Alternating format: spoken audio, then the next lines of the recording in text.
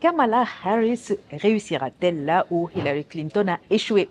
Celle qui pourrait très bien remplacer Joe Biden comme candidate à la présidentielle américaine est sous les feux des projecteurs depuis que le président américain a annoncé sa décision de retirer sa candidature. La décision de Joe Biden dimanche est historique. Il est devenu le premier président américain à renoncer volontairement au pouvoir depuis Lyndon Johnson en 1968 et sans doute George Washington en 1796.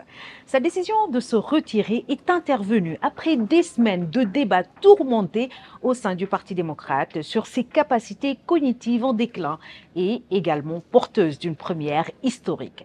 Son soutien à Kamala Harris, sa vice-présidente, aboutira probablement à la première nomination présidentielle d'une femme non blanche. Si elle remporte la convention démocrate le mois prochain, Harris affrontera Donald Trump. Mais une candidature féminine démocrate face à Donald Trump, ce n'est pas une première. On se souvient de 2016, le richissime candidat républicain faisait face à la candidate démocrate Hillary Clinton, l'ancienne secrétaire d'État des États-Unis. For 30 years she's been doing this, Anderson. I say it all the time. She talks about healthcare. Why didn't she do something about it? She talks about taxes. Why didn't she do something about it? She doesn't do anything about anything other than talk. With her, it's all talk and no action.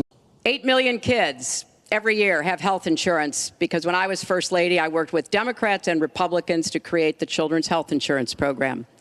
Hundreds of thousands of kids now have a chance to be adopted because I worked to change our adoption and foster care system. After 9/11, I went to work with Republican mayor, governor, and president to rebuild New York and to get health care for our first responders who were suffering because they had run toward danger and gotten sickened by it. Le résultat, on le connaît. Donald Trump wins the presidency. Donald J. Trump will become the 45th president of the United States, defeating Hillary Clinton. Mais Kamala Harris, ce n'est pas Hillary Clinton. Le contexte est différent, les profils ne sont pas les mêmes et surtout, le discours n'est pas le même.